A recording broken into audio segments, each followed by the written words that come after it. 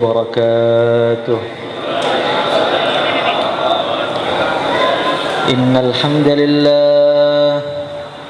إن الحمد لله نحمده ونستعينه ونؤمن به ونتوكل عليه ونعوذ به من شرور أنفسنا ومن سيئات أعمالنا.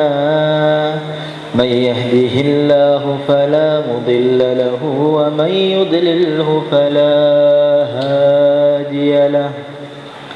أشهد أن لا إله إلا الله وحده لا شريك له وأشهد أن سيدنا ومولانا وحبيبنا وسندنا محمدا عبده ورسوله. اللهم صل وسلم وبارك على سيدنا محمد قبل كل كلام. اللهم صل وسلم وبارك على سيدنا محمد عند كل كلام. اللهم صل وسلم وبارك على سيدنا محمد بعد كل كلام. اللهم صل وسلم وبارك على سيدنا محمد عدد الأسماء والأبصار. اللهم صل وسلم وبارك على سيدنا محمد عدد ما وسعه علم الله. قال الله تعالى في كتابه الكريم: قل بفضل الله وبرحمته فبذلك فليفرحوا هو خير مما يجمعون. Para hadirin yang dimuliakan oleh Allah Subhanahu wa taala, sudah menjadi keputusan Allah Subhanahu wa taala bahwa tidak ada satupun makhluknya yang boleh selama-lamanya di alam dunia ini, baik dia itu kekasih Allah ataupun musuhnya Allah, baik dia itu orang yang sangat baik ataupun orang yang sangat buruk, baik dia itu para nabi, para rasul, para sahabat, para wali, ataupun dia ini pimpinannya para preman. Tidak ada satupun makhluk yang boleh selama-lamanya di alam dunia ini. Hadirin yang dimuliakan oleh Allah Subhanahu wa taala, cerita dunia itu begitu panjang. Dulu sudah ada orang-orang hebat yang tinggal di bumi ini. Dulu ada seorang nabi dan raja yang kerajaannya tidak bisa dikalahkan oleh siapapun sampai hari kiamat. Namanya Nabi siapa? Nabi Sulaiman alaihi salatu wassalam. Rabbi habli mulkan la yanbaghi li ahadin min ba'di. Nabi Sulaiman itu doanya bagaimana? Ya Allah, saya ini minta satu kerajaan. Yang kerajaan tadi la yang bagi li ahadim min ba'di, yang tidak pantas engkau berikan kepada siapapun saja setelahku sampai hari kiamat. Doanya tuh mentok. Maka Nabi Sulaiman alaihi salatu wassalam itu satu-satunya raja yang menguasai bangsa manusia, bangsa jin dan hewan-hewan. Setan pun mengabdi menjadi khidmatannya beliau. Kalau beliau ini terbang, fasakharna lahur rih tajri bi amrihi rukha'an haitsu asab. Kalau beliau terbang, maka beliau memerintahkan salah satu kelompok jin, bikinkan saya permadani yang mencukupi semua pasukan saya. Maka jin-jin tadi ketakutan, pada jahit. Tugasnya jin bukan goda, jahit.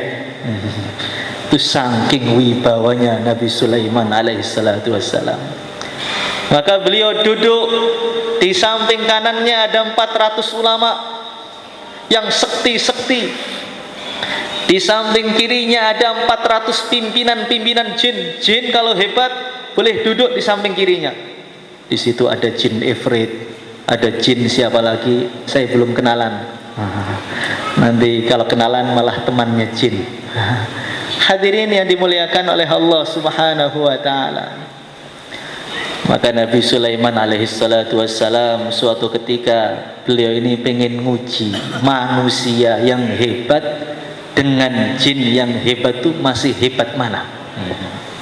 Sekarang banyak orang-orang minta pesugihan ke tempat jin-jin. Sekarang manusia yang hebat dengan jin-jin yang hebat masih hebat mana?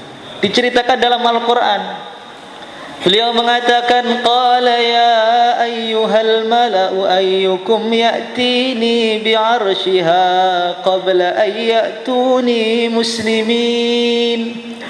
Ayo para ulama di samping saya yang hebat-hebat, yang sekti-sekti, ayo jin-jin samping kiri saya ini, siapa yang bisa datangkan itu singgasana Bilqis? Maka langsung Ifrit angkat tangan. Qala ifritum minal jin ana atika bihi qabla an taquma min maqamik wa inni alaihi laqawiyyun amin. Ya Nabi Allah, saya siap sebelum kau berdiri dari singgasanamu itu akan saya datangkan singgasana Bilqis. Wa inni alaihi laqawiyyun amin. Saya ini orangnya kuat dan bisa dipercaya. Jadi nggak usah khawatir nanti saya korupsi permatanya, nggak usah khawatir. Saya tidak akan korupsi 270 triliun. Ini kata Ifrit, wa inni alaihi laqawiyyun amin. Saya ini orangnya kuat dan amanah, akan cinta kepada rakyat Indonesia. Maka kemudian bagaimana? Kemudian di sampingnya ada satu ulama namanya Asif ibnu Barkhaya. Qala alladhi 'indahu 'ilmun minal kitab ana atika bihi qabla an yartadda ilaika tarfuk. Ya Nabi Allah, kalau saya insyaallah bisa datangkan singgasana Bilqis sebelum engkau mengedipkan matamu. Maka langsung ulama tadi istighosah. Istighosahnya bagaimana? Ya Hayyu ya Qayyum, ya Hayyu ya Qayyum bihaqqi Muhammad i'tini bisarir. Ya Allah, dengan berkahnya Nabimu Muhammad, Nabi kita sallallahu alaihi wasallam, itu singgasana Bilqis datangkan ya Allah. Maka singgasananya dipegang oleh malaikat, dimasukkan dalam bumi, dibur dari dalam bumi itu. Langsung tembus di depannya Nabi Sulaiman. Hasil istighosah. Maka malam ini ada istighosahnya juga. Ada dalam hati. Hadirin yang dimuliakan oleh Allah Subhanahu wa taala, kata sebagian sejarawan, Nabi Sulaiman itu salah satu nabi yang aslinya orang Indonesia. Makanya ada Soeharto, Soekarno, Susilo, Sulaiman katanya. Maka nabi-nabi kok ada namanya Sulaiman, Jawa asli. Makanya ada kota di Jogja namanya Sleman. Katanya termasuk kerajaan Nabi Sulaiman itu di Magelang sana, di Borobudur itu. Lah Ratu Saba itu Bilqis itu, Saba itu Wonosobo. Makanya orang Wonosobo itu cantik-cantik, mirip cucunya Ratu Bilqis. Hadirin yang dimuliakan oleh Allah Subhanahu wa taala, Nabi Sulaiman yang begitu hebat, yang kerajaannya itu nggak bisa dikalahkan oleh siapapun. Sampai Rasulullah sallallahu alaihi wasallam beliau bersabda, ketika Jibril alaihi salatu wassalam nawani saya, bilang kepada saya, wahai Muhammad, Allah Subhanahu wa taala memberi kamu dua pilihan. Pengen jadi nabi yang raja atau nabi yang hamba? Maka Rasulullah Shallallahu Alaihi Wasallam beliau bersabda, kalau saya milih jadi nabi yang raja, tentu kerajaan saya akan lebih hebat, lebih istimewa, lebih besar, lebih agung daripada kerajaan Nabi Sulaiman. Tetapi dulu Nabi Sulaiman sudah doa, nggak pengen disaingi, sudahlah, saya pengen nabi yang hamba aja. Nggak enak sama beliau, sudah doa, Rabbi habli mulka la yang bagi li ahadin min ba'di, nggak mau disaingi, masa saya saingi. Sudah, untuk jaga hati saya nabi yang hamba aja. Hadirin yang dimuliakan oleh Allah Subhanahu wa taala, Nabi Sulaiman yang begitu hebat sampai sekarang warisannya direbut dicari oleh orang Israel itu. Mana sekarang beliau? Orang yang sehebat Nabi Sulaiman pun sekarang juga sudah sowan kepada Allah Subhanahu wa taala. Hadirin yang dimuliakan oleh Allah Subhanahu wa taala, dulu ada nabi yang hebat lagi, namanya Nabi Musa. Nabi Musa itu nabi yang begitu wibawa. Orang disenggol sedikit langsung meninggal dunia. Fawakazahu Musa faqada alaih. Orangnya itu kuat betul. Saking kuatnya Nabi Sulaiman itu, malaikat Israel ketika datang, kan nggak salam dia, datang-datang mau nyabut nyawa. Ngapain kamu sini? Nyabut nyawamu. Oh, kamu datang-datang nggak punya adab, nggak salam, nggak sowan, tempeleng kepalanya sampai matanya keluar. Hadis sahih itu, bukan khurafat. Jadi Nabi Sulaiman, Nabi Musa itu saking wibawanya, Israel pun ditempeleng matanya keluar, perlu dibawa ke RSI. Hadirin yang dimuliakan oleh Allah Subhanahu wa taala, sampai Israel itu sowan kepada Allah, ya Allah, engkau kok ngirim saya kepada hambamu yang gak mau mati, ya Allah. Maka Allah Subhanahu wa ta'ala berfirman, katakan kepada Musa, suruh letakkan itu tangannya di atas sapi, nanti suruh ngitung ada berapa bulu di bawah tangannya, nanti saya tambahi umurnya seukuran bulu itu. Maka malaikat Israel ketika datang kedua kalinya sudah dengan adab, Assalamualaikum. Nyapa? Niki wonten pesan saking Gusti Allah Subhanahu wa taala, kalau engkau pengen tambah umur, letakkan tanganmu di atas sapi, nanti bulunya dihitung berapa yang di bawah tangan, akan ditambah umurnya seukuran bulu itu. Maka Nabi Musa tanya, setelah itu ya wafat. Wafat. Akhirnya mati juga. Ya, yaudah sekarang aja.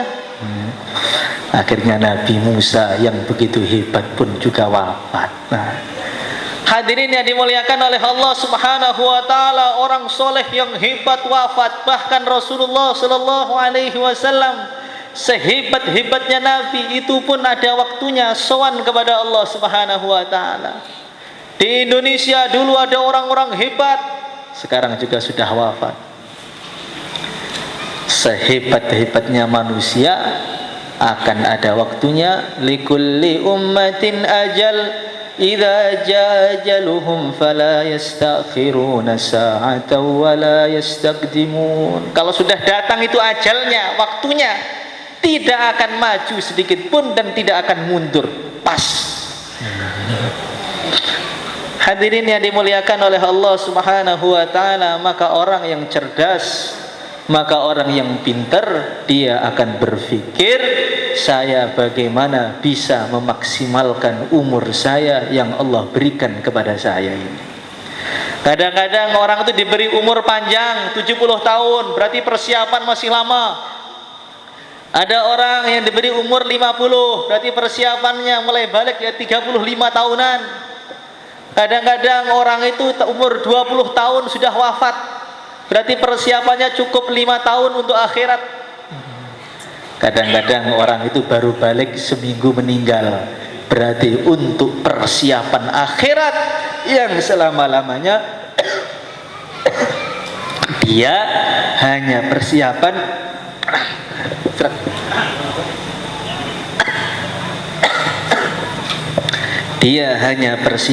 satu minggu.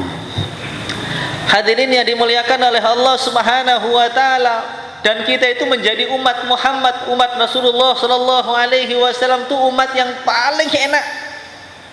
Amalnya itu cukup sedikit saja, tapi pahalanya dilipatkan begitu banyak. Tadi kita dengar azan maghrib, Allahu Akbar, Allahu Akbar. Rasulullah sallallahu alaihi wasallam beliau bersabda kepada wanita, fa inna lakunna bikulli harfin alfi darajah. Wahai para wanita, kalau kamu jawab azan, setiap satu hurufnya oleh Allah Subhanahu wa taala dihitung satu huruf dibayar 1.000.000 derajat. Jadi kita jawab azan Allahu Akbar, Allahu Akbar, kita jawab Allahu Akbar, Allahu Akbar. Itu per huruf 1.000.000 derajat. Maka Sayyidina Umar radhiyallahu taala anhu beliau berdiri, beliau mengatakan hadza lin nisa fakam lirrajul. Kalau perempuan 1.000.000, laki-laki berapa? Maka Nabi Muhammad sallallahu alaihi wasallam beliau bersabda, "Dhifani ya Umar, untuk laki-laki per huruf 2.000.000 derajat." Makanya orang tuh kalau dengar azan, kita dengarkan itu per azan nggak tahu, coba dijumlah itu berapa juta itu. Kalau sehari dengar azan 5 kali, kalau setahun 300 hari berapa itu? Kalau umurnya 50 tahun, kalau umurnya 70 tahun, Masya Allah. Jadi umat Muhammad itu cukup gerakan mulut dikit saja, itu pahalanya nggak ada habis-habisnya. Hadirin yang dimuliakan oleh Allah Subhanahu wa taala. Dan yang kedua kali, bagaimana kita berpikir setelah saya mati pahala saya masih jalan. Karena sehebat-hebatnya ibadah saya itu ibadah kita itu umurnya maksimal 70-80 tahun. Setelah itu meninggal dunia. Maka orang yang pintar saya ini gimana meninggal tapi pahala saya masih ngalir. Gimana saya sudah di kuburan 100 tahun yang lalu tapi pahalanya masih jalan. Gimana saya sudah dikubur bahkan nggak ada yang kenal kuburannya, tapi di dalamnya ada istana dari emas, istana dari intan. Bagaimana caranya? Idza mata ibnu Adam inqata amaluhu illa min Adam. Itu kalau meninggal maka langsung semua amalnya berhenti. Salatnya berhenti, zikirnya berhenti, dakwahnya berhenti, puasanya berhenti. Illa min thalath, kecuali 3 amalan. Ini amalan yang harus kita pentingkan. Yang pertama, shadaqatin jariyatin, sedekah yang terus mengalir sampai kita sudah meninggal. Hadirin yang dimuliakan oleh Allah Subhanahu wa taala, sedekah biasa saja yang enggak jariyah itu pahalanya begitu besar. Sayyidah Aisyah radhiyallahu taala anha, beliau itu pernah beli budak. Ketika budak tadi masuk rumahnya Nabi, maka langsung turun itu wahyu kepada Rasulullah sallallahu alaihi wasallam. Wahai Muhammad, sampaikan kepada istrimu suruh ngusir budaknya. Karena budak yang dia beli telah ditulis sebagai orang ahli neraka.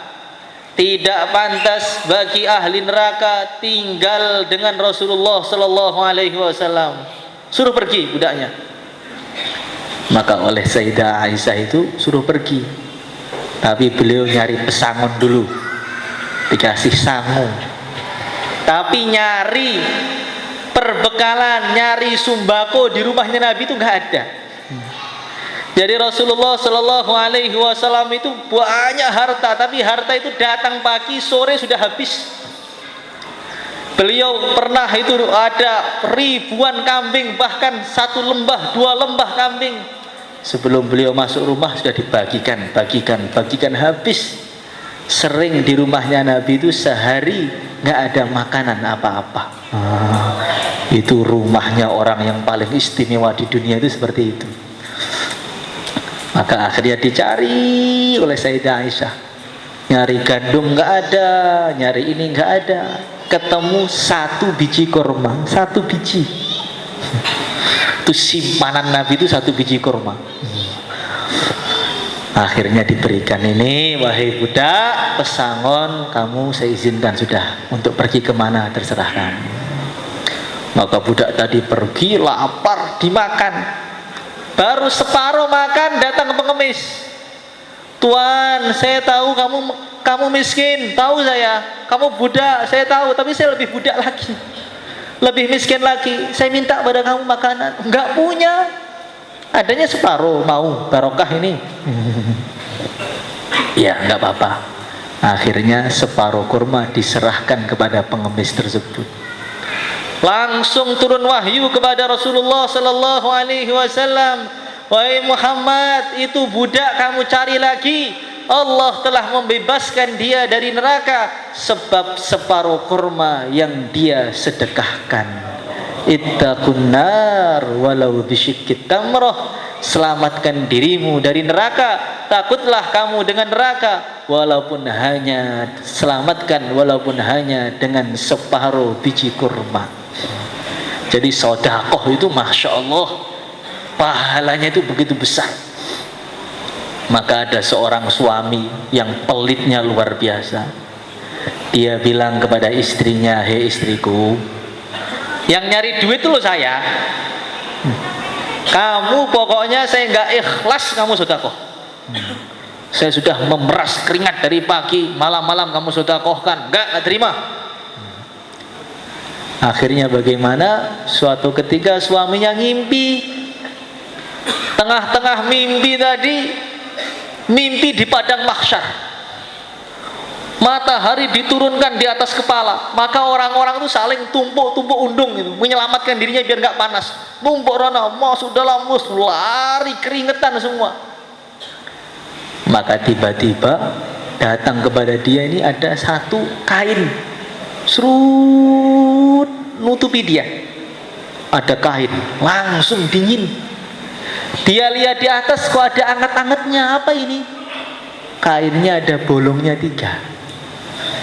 Setelah bolong 3 di dalam satu hadis ini, maka turun ada korma nutupi bolongannya 1, 2, 3. Maka dia kuakit, dinginnya luar biasa, bangun dari tidurnya, diceritakan kepada istrinya, saya tadi ngimpi begini, ada kain nutupi saya tapi bolong, kemudian bolongannya ditutup pakai 3 kurma.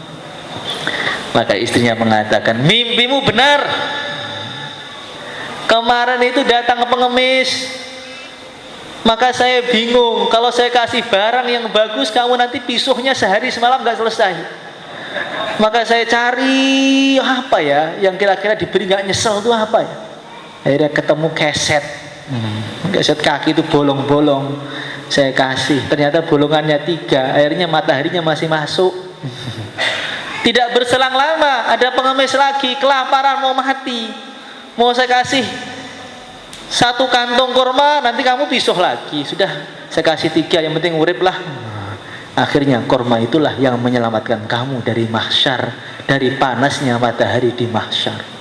Maka suaminya bangun semangat, besok sudah sedekahkan semua, kamu juga mau saya sedekahkan. Hadirin yang dimuliakan oleh Allah Subhanahu wa taala, maka kita berpikir bagaimana saya punya sedekah jariah. Ada masjid pembangunan, walaupun bangun 1 bata, 2 bata, kita ada Quran diletakkan di Masjid Agung, nanti ada orang baca dapat pahalanya. Di kampungnya bikin sumur, nanti biar orang kampung minum air dari situ dapat pahalanya. Itu orang-orang kaya jalan yang jelek dihaluskan, bukan jalan yang halus malah dijelekkan. Masya Allah.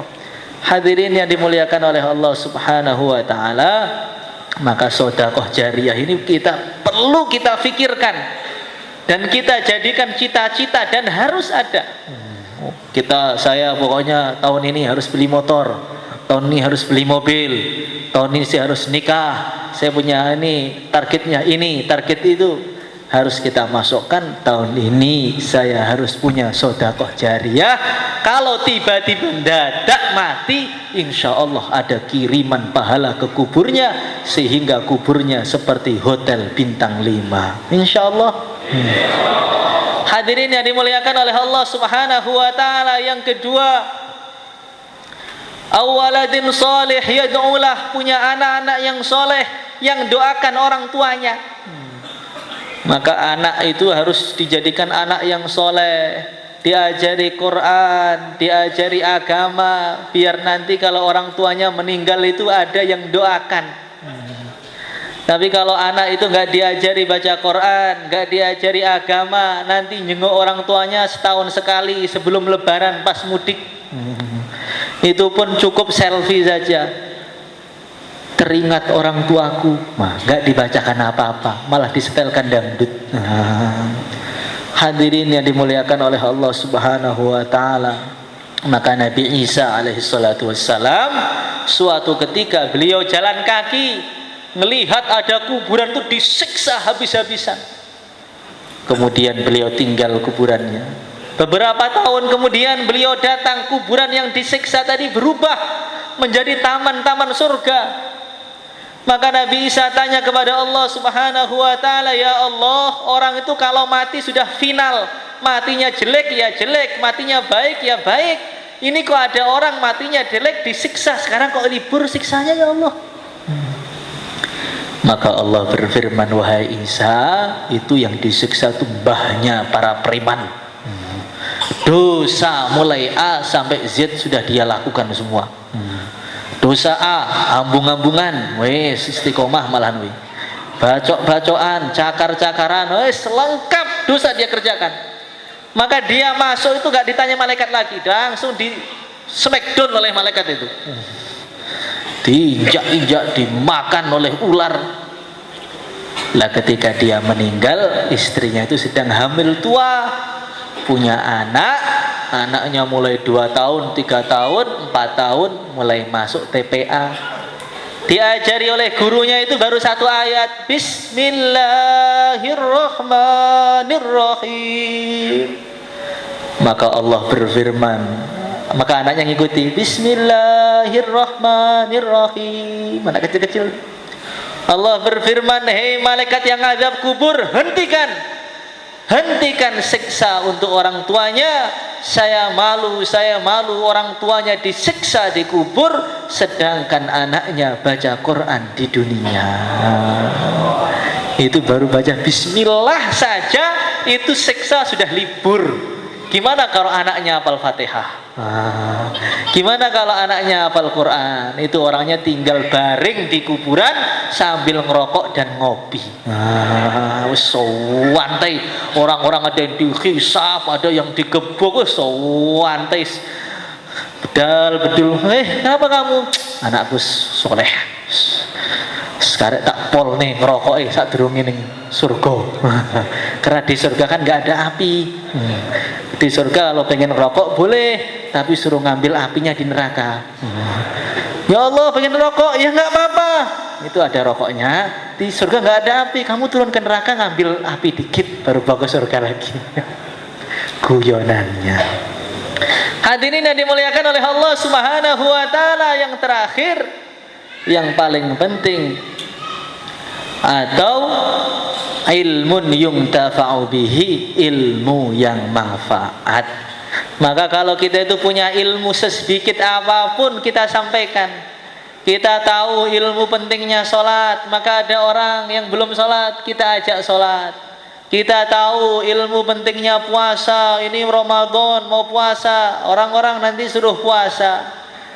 Balighu anni walau ayah. Rasulullah sallallahu alaihi wasallam beliau bersabda, sampaikan dariku walaupun hanya 1 ayat, tahu mau apa sampaikan. Maka dulu ada seorang namanya Syekh Ilyas. Syekh Ilyas itu mau meninggal dunia, sudah sakaratul maut. Maka anak-anaknya itu pada nangis, semua orang pada bingung. Waduh, ini Syekh Ilyas ini asbab hidayah di mana-mana, kalau meninggal lagi terus gimana ini? Maka Syekh Ilyas tadi mengatakan sambil senyum, orang-orang datang, Syekh, orang tuh kalau mau meninggal susah, ninggal anak, ninggal istri, apalagi istrinya masih muda, makin susah. Dia mati baru 2 jam sudah ditunggu oleh jandanya, oleh temannya. Lah engkau itu sudah mau meninggal kok malah senyum terus, tuh kenapa tuh Syekh? Maka Syekh Ilyas mengatakan, nah orang-orang itu kalau meninggal biasanya hanya meninggalkan 1 istri dan beberapa anak, 5, 6 dan beberapa saudara. Tapi kalau saya senyum karena saya ini mau meninggalkan beberapa negara dan beberapa kota dan ribuan pesantren yang ada di dunia. Maka maknanya bagaimana? Selagi kita itu tahu ilmu apapun yang benar kita sampaikan. Maka di akhirat itu ada orang nggak bisa baca Quran, kaget melihat catatan amalnya. Ya Allah, saya kok ditulis kapit Quran nih, ngapalnya kapan? Iqra aja saya nggak selesai. Kok ditulis saya haji 1000 kali. Lah umur saya loh ya Allah cuma 50 tahun, umroh pun belum bisa, kok haji 1000 kali. Ya Allah, saya kok ditulis ini sedekah Gunung Uhud, makanan itu kapan? Saya ini sehari saja bisa makan sudah syukur ya Allah. Maka Allah berfirman, hei hambaku, dulu kamu pernah ngajak orang kaya, akhirnya dia tobat, dia jadi kaya raya, haji berkali-kali, akhirnya pahalanya juga diberikan kepada kamu. Dulu kamu pernah ngajak ada seseorang suruh pesantren, akhirnya jadi kiai, punya santri ribuan, akhirnya pahalanya kekiaian tadi diberikan kepada kamu. Walaupun engkau tidak pernah bisa baca Quran, tapi ditulis hafid Quran, santrinya 1000. Masya Allah. Maka orang paling enak itu ngajak orang, kemudian yang diajak tadi ngamalkan ilmu dia. Maka nanti kalau ada tawaran-tawaran agama untuk kita berdakwah, kita insya Allah kita siap, insya Allah. Tapi dakwah itu nggak harus 4 bulan 40 hari. Dakwah itu kapan? Dakwah itu sewaktu-waktu. Ada kesempatan di kantor ngomong agama 1 kata 2 kata, ada kesempatan di jalan ngomong agama, pokoknya selagi bisa dakwah. Nanti kita tidak tahu keberkahannya di akhirat, kaget, bukunya catatan amalnya tebalnya luar biasa, bacanya itu sampai kemeng isinya pahala semua. Allahumma ja'alna minhum. Hadirin yang dimuliakan oleh Allah Subhanahu wa taala, mungkin itu saja yang saya sampaikan. Kita akan persiapan salat Isya. Nanti akan ada pembicaraan iman dan amal soleh yang lebih serius lagi. Nanti kita dengarkan dengan tawajuh insyaallah. Al-Fatihah.